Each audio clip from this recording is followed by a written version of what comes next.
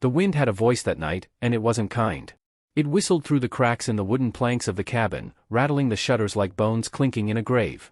Outside, the prairie stretched in every direction, a canvas of shadows smeared beneath a bruised sky. The storm hadn't broken yet, but it was circling, patient and full of teeth. Inside, she sat by the hearth, sewing with hands that barely moved.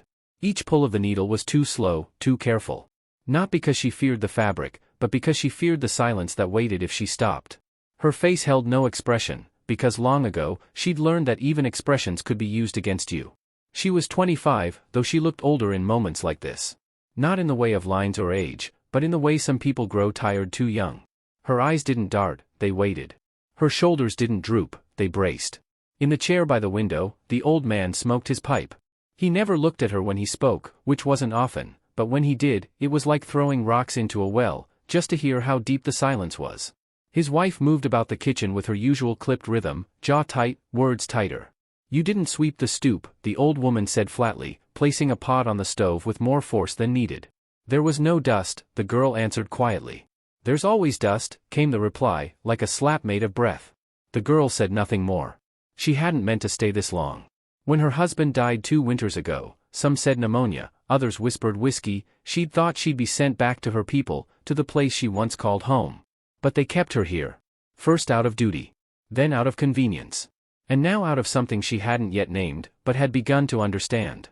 They needed someone to fetch water. To patch curtains. To silence the guilt they wouldn't name. She made things easier just by existing quietly. And so they decided she was theirs to keep. But tonight felt different. She noticed it first in the way the old woman stared too long at the knife she was drying. Or the way the old man's gaze lingered on the back door as though expecting something, or someone. The dog, usually restless, lay stiff in the corner, head on paws, eyes on her. And then came the whispers. Not loud. Not urgent. But steady, like a song being hummed just beneath hearing. She caught fragments while pretending to tidy the pantry. Wouldn't be hard. No family left. Storm'll cover it. She paused, hand resting on a shelf, breath held as if exhaling would give her away. The floor groaned behind her, and she moved, slowly, carefully, back into the main room. The needle and thread waited for her like a prop in a bad play. She resumed her seat. Didn't speak. Didn't ask. Just listened. And in listening, she understood. They had decided her time was up. No blood would be spilled in anger. No shouting. Just the quiet removal of a burden, buried deep in a storm-dark earth no one would think to search. A mercy, they'd say. A cleansing. Perhaps they even believed it. But she had no intention of being buried in their mercy. That night, she waited until the fire was nothing but red breath in the coals. Until the house stilled into the soft hum of night. The storm had not yet arrived, but the air pulsed with its promise. Her hands moved without sound, slipping her shoes on, wrapping her shawl tight, easing the door open just enough to slide out. The world outside was lit in silver. Clouds churned above like a sea trying to remember its shape. The trees bent, uneasy. She stepped into the wind, her breath sharp in her throat. She didn't run. Running made noise. Running made shadows leap. She walked down the slope past the barn, toward the creek that used to comfort her. There was a hollow near the water where she could think. Maybe even hide. Maybe even make a plan. She didn't know. What she did know was that she couldn't stay. Not one more night. Not one more meal. Not one more look from those eyes that measured her not as a person, but a problem. The first crack of thunder rolled overhead like a drumbeat from God. She reached the bend in the creek when she heard it. Hooves. Not fast. Not wild. Just steady. Controlled. Like the rider was part of the storm, but not afraid of it. She ducked into the trees, breath caught between ribs. Leaves whispered as she crouched. The horse appeared first, dark as night, with a slow, deliberate gait. Then the rider, silhouetted in the lantern glow of distant lightning. A wide-brimmed hat, long coat soaked through, a rifle slung across his back. He stopped near the edge of the path. Looked around. Then, he looked right at her. Not startled. Not aggressive. Just quiet recognition. As though he'd been looking for her, though he had no reason to know she existed. She didn't move. Couldn't. Her hands were damp from fear and rain. He dismounted slowly, like he knew sudden movements were dangerous, for him, for her, for something neither of them could name yet. "You all right, miss?" he asked, voice low, not urgent. Almost reverent. She stared. He didn't repeat himself. Behind her, the wind picked up. The trees groaned. And far in the distance, above the roofline of the cabin, she saw a glow that didn't belong to lightning. A lantern. They were coming. She turned her eyes back to the stranger. His face was calm, not soft, but not unkind. His eyes didn't skim her body, didn't scan the tree-line. They stayed on her face, steady, like he was listening to her even though she hadn't spoken. She stepped out, not close, but enough to be seen. Her voice, when it came, was hoarse from disuse. "They want to kill me." He didn't ask who. He didn't ask why. He simply reached into his coat, pulled out another, and held it open toward her. "Come on, then." She hesitated. The wind caught her hair and whipped it around her cheeks like ribbons. Her feet didn't want to move, but her soul did. And so, inch by inch, she crossed the space between them. He helped her onto the horse. Didn't touch her more than needed. Then mounted behind, not close enough to press against her, but near enough that she could feel the strength in his stillness. They turned toward the hills, away from the storm. Behind them, a shadow passed across the windows of the cabin. She didn't look back. He didn't ask her name. She didn't ask his. But in the rhythm of the horse's stride, in the beat of thunder echoing their breath, something began to settle in her chest, something small, like a stone. Not fear. Not yet hope. But maybe, the memory of it. And when the first raindrops finally fell, she didn't flinch. She tilted her face up and let them wash her clean. The ride through the hills was slow, deliberate, like neither of them wished to arrive anywhere too soon. The storm chased them, but not closely. The thunder had softened into distant murmurs, and the rain fell in a hush, washing dust from branches and breath from memory. She clung only to the saddle horn, not the man behind her. He didn't reach for her, didn't ask if she was all right. His presence was enough, steady, warm through the wet wool of his coat, like the silence of a mountain rather than the hush of a threat. By the time they reached the edge of his land, the sun was beginning its slow, gray rise. The sky wasn't pink or golden, just pale, tired, like a candle burning through its last inch. The cabin was small, single-roomed, set beside a copse of juniper trees.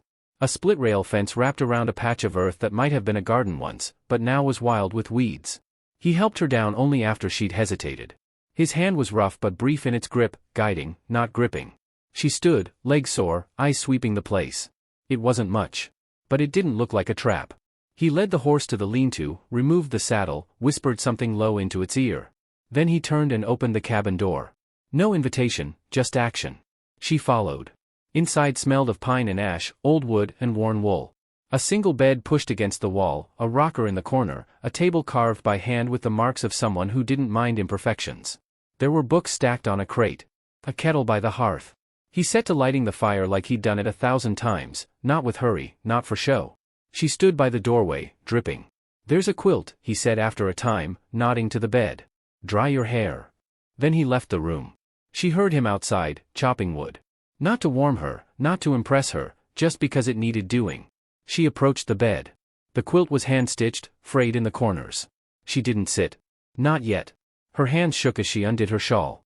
She thought of her mother again, of gentle fingers braiding her hair as a child. Of honeyed bread, of summer dust, of lullabies. All of it felt like a life that belonged to someone else. When the fire caught and the room grew warmer, he returned. Wordlessly handed her a steaming mug, just water, boiled. She wrapped her hands around it like it might hold her together. "I'll sleep in the chair," he said. She looked up. His face was unreadable, not because it was closed, but because it didn't ask to be read. It simply was. She nodded. He placed a blanket on the rocker, removed his boots, and sat. His hat hung on a hook now.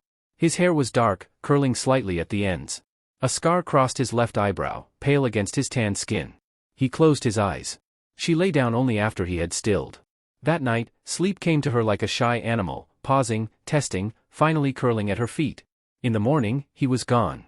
Panic flared first, brief and wild, until she heard the scrape of a shovel outside. She pulled the quilt around her and peeked through the crooked shutter. He was digging near the fence, planting a line of posts. She dressed in silence, the stiffness in her limbs reminding her she was still alive. Later, she found herself peeling potatoes. She didn't remember choosing to. It just felt like the right thing to do. He returned, face streaked with dirt, boots heavy with mud. "Thank you," he said quietly, noticing the pot beginning to steam. She said nothing. But the silence felt different now, like a waiting place instead of a wall. The days passed without names. She didn't ask his, and he didn't ask hers. He never asked what happened that night. Never asked why she came. Never asked what she'd left behind. Instead, he gave her space. A chair by the window. A cup beside the fire. Half of the loaf, without question. In return, she swept the floors. Mended a curtain. Cleaned his shirts with water from the stream. Not because she owed him, but because doing made her feel less like a ghost. Sometimes he was gone for hours. Sometimes all day. He would return with pelts or wood or flour. Never empty-handed. Never late. One afternoon, she found a small bouquet of wildflowers on the table. No note. No explanation. Just color. Just softness. Just a kindness that asked for nothing. And still, she hadn't spoken a full sentence. Until the bird. It was a black thing, small and crooked-legged, that swooped into the open window, snatched half a biscuit off the table, and flapped out in a flurry of feathers. She gasped, then laughed, an unguarded, startled sound. He looked up from where he'd been patching a leather strap. She caught his gaze. She didn't look away. "I haven't laughed in years," she said quietly. He didn't answer. Just nodded once, the corners of his mouth lifting in a slow, almost invisible curve. And that night, by the fire, she began to tell him. Not the whole story. Just pieces. About a wedding dress sewn in silence. About a man who was kind, then cold, then simply gone. About a house full of walls too thin and hearts too hard. About watching herself disappear. He didn't interrupt. He didn't comfort. He listened. And in his listening, something in her softened. Not healed. Not yet. But softened, like ice melting enough to flow. They fell into a rhythm. Morning chores. Simple meals. Shared quiet. One day she walked to the river alone and came back with damp shoes and a calmer face. Another day, she rearranged the books by theme, not size. He noticed, said nothing. But the next time she looked, a slim book of poems had been placed on her side of the table. As if to say, "I see you." And slowly, the air between them changed. It wasn't romantic. Not yet. There were no glances across the table charged with longing. No trembling touches. No dreams of futures. But there was safety. And in that safety, a kind of reverence began to grow. She began to see him not just as the man who saved her, but as someone whole. He moved like someone who had once been broken and had stitched himself back without bitterness. He was quiet, but not empty. Strong, but not hard. He made space without needing to fill it. One night, as a storm passed over the hills in the distance, she asked, "Why do you live so far from town?" He shrugged, stirring the fire. "I don't like being where people talk more than they listen." She smiled, not at the words, but at the fact that he had shared them. And then, on a clear morning when the wind smelled like pine and thawing earth, a rider appeared. Not him. A man from town, clean-shaven, blue coat, official eyes. She saw him from the window and froze, fingers curling against the edge of the sink. The man tipped his hat when she stepped outside. "You're the girl from the Lambert place, aren't you?" She didn't answer. "I'm from the sheriff's office," he continued. "We've had an eye on them folks for a while now. Things we couldn't prove. Until someone started talking." She held her breath. "There's gonna be a trial," he said. "We'll need your word." He handed her a folded paper, nodded once, and rode off without waiting for a reply. She stood in the doorway long after the dust settled. The cowboy emerged from the shed, wiping his hands. He saw the letter in hers. She didn't speak. But he nodded once, as if he understood. That night, she didn't sleep in the bed. She sat by the fire, letter in her lap, eyes wide open. And when dawn came, and he handed her a cup of boiled water just like the first morning, she looked up and whispered, "Will you come with me?" He met her eyes. "I will," he said. And in that simple answer, there was no heroism. Only presence. Only truth. Only the beginning of trust. The town hadn't changed, but she had. Its streets were just as narrow, its storefronts just as dusty, its gossip still heavy in the air. But the woman who rode in beside the quiet cowboy wasn't the same shadow who'd once walked these boards with her head down and heart hidden. She sat straighter now, not because she felt brave, but because she'd learned the difference between surviving and surrendering. He rode beside her without speaking. As they passed the church steps and crossed the square, eyes turned, some surprised, some confused, some pretending not to notice at all. The weight of being seen pressed heavy on her shoulders, but it didn't buckle her. She dismounted slowly in front of the sheriff's office, holding the paper tighter than needed. Her boots touched the ground like she was testing whether it would hold her. It did. "I'll wait here," the cowboy said softly. She nodded. The door creaked open, and with it came the scent of ink, iron, and judgment. Inside, the sheriff rose to greet her. He had the kind of eyes that had seen too much but remembered too little. He offered her a chair. She sat. "You understand what's being asked of you?" he asked. She did. "They'll have a lawyer," he added. "They'll say things. About you. About your marriage. Your history. Let them," she thought. "Let them speak every lie they want. Truth isn't less true because someone doubts it." "I'll testify," she said, her voice not loud, but firm. He nodded once. "It starts in 2 days." You can stay in the parson's house till then. Safe enough. She left without another word. Outside, the cowboy was still leaning against the post, as though he hadn't moved at all. They'll say awful things, she said, barely above a whisper. They don't know you, he replied, calm as ever. That night, she slept in a borrowed room with lace curtains and the scent of lavender.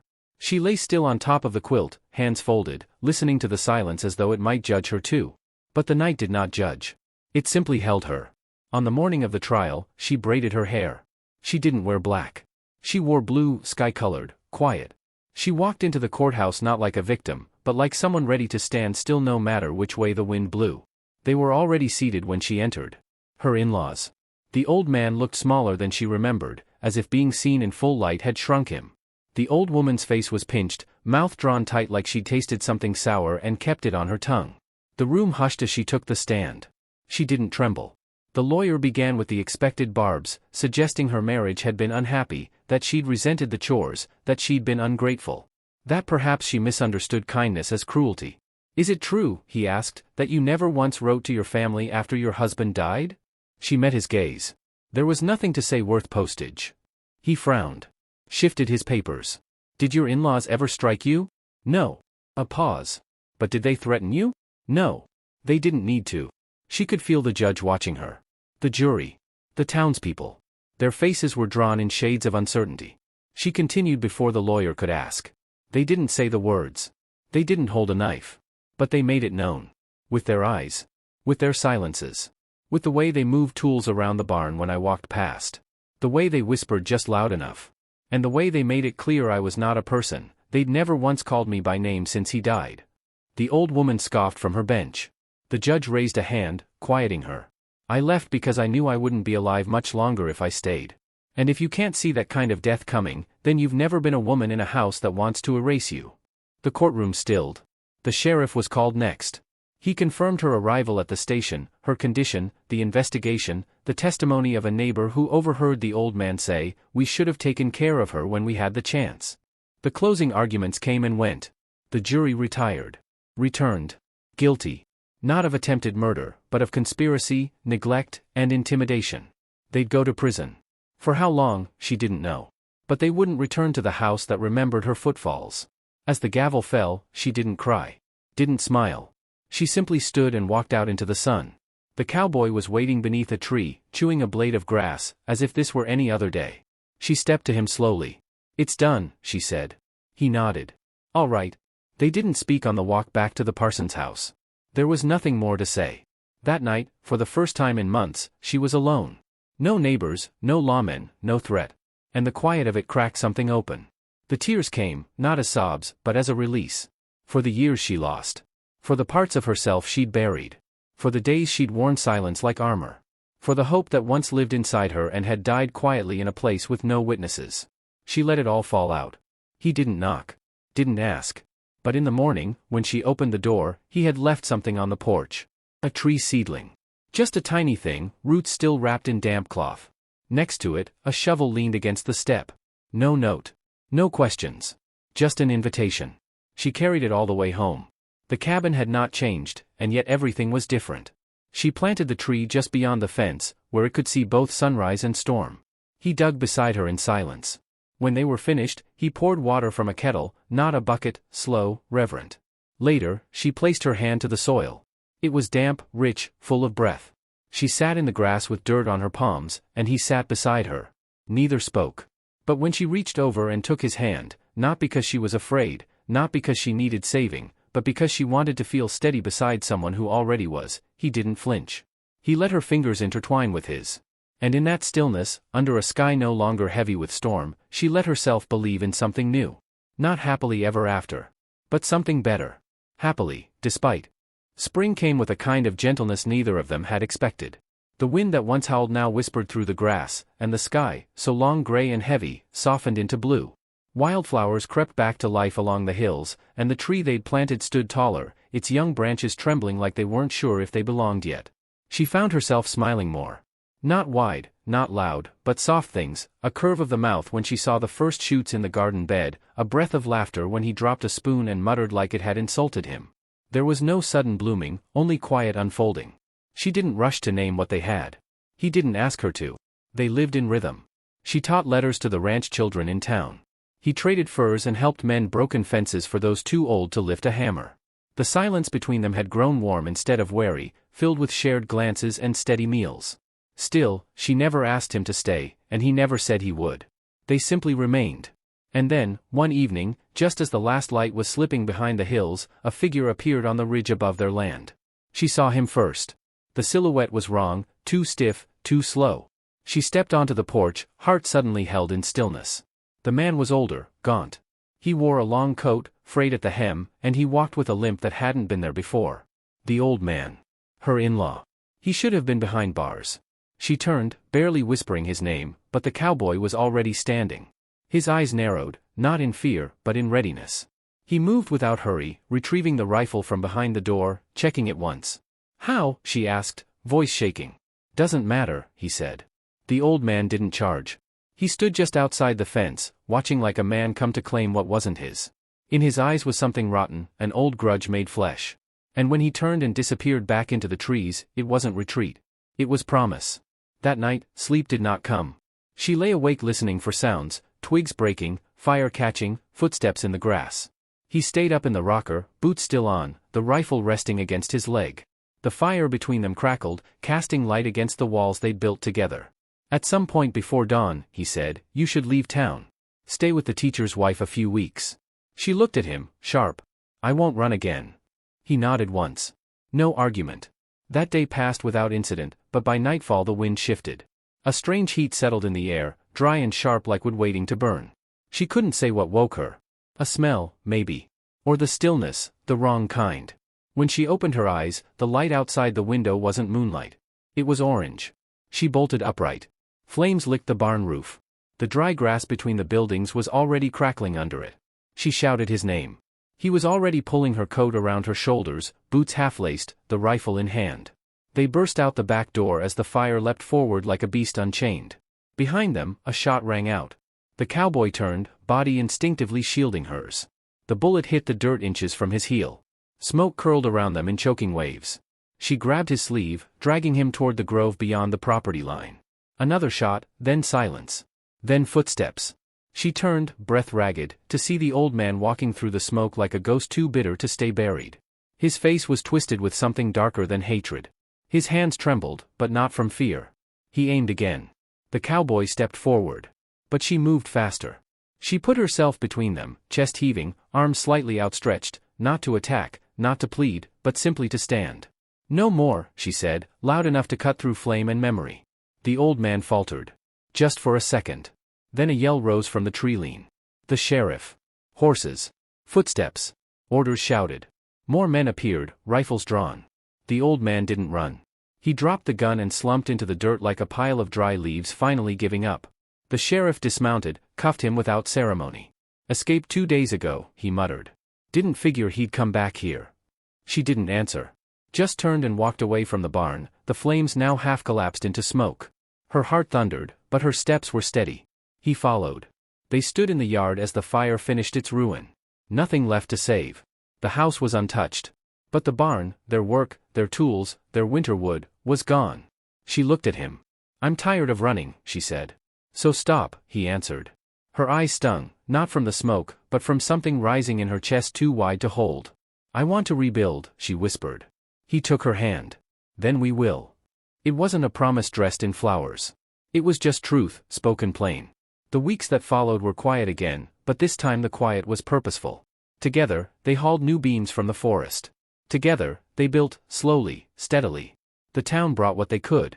A window pane. A bundle of shingles. One woman baked them bread every Friday. She never asked why he stayed. He never offered a reason. But one morning, he left something by the hearth. A pair of boots. New. Well-stitched. Hers. Meant not for running, but for walking beside someone. She sat beside them, fingers tracing the leather. When he returned from chopping wood, she stood and met him in the doorway. Her hand found the side of his face, calloused fingers brushing the line of his jaw. She kissed his cheek. He didn't move for a moment. Then, quietly, he smiled. Not wide. But enough. Later that day, she braided her hair with a strip of blue ribbon. The tree they'd planted now had small leaves. One evening, after the roof was finished and the windows shut tight against the night, they sat outside on the porch. The sky was pale, the stars slow to arrive. She leaned into his shoulder, not to be held, but to be known. "You never asked for anything," she said softly. "I never had to," he answered. And in that moment, the fire of the past finally gave way to something softer. Not safety, because safety can vanish. But trust. And trust was a stronger shelter than any barn. The prairie wind danced across the grass, no longer a threat but a song. And as night fell, the woman who had once been hunted, silenced, almost erased, sat hand in hand with the man who had seen her not as broken, but brave. The story didn't end with a kiss or a vow or a ride into the sunset. It ended with a tree. Still small. Still growing. But rooted. Alive.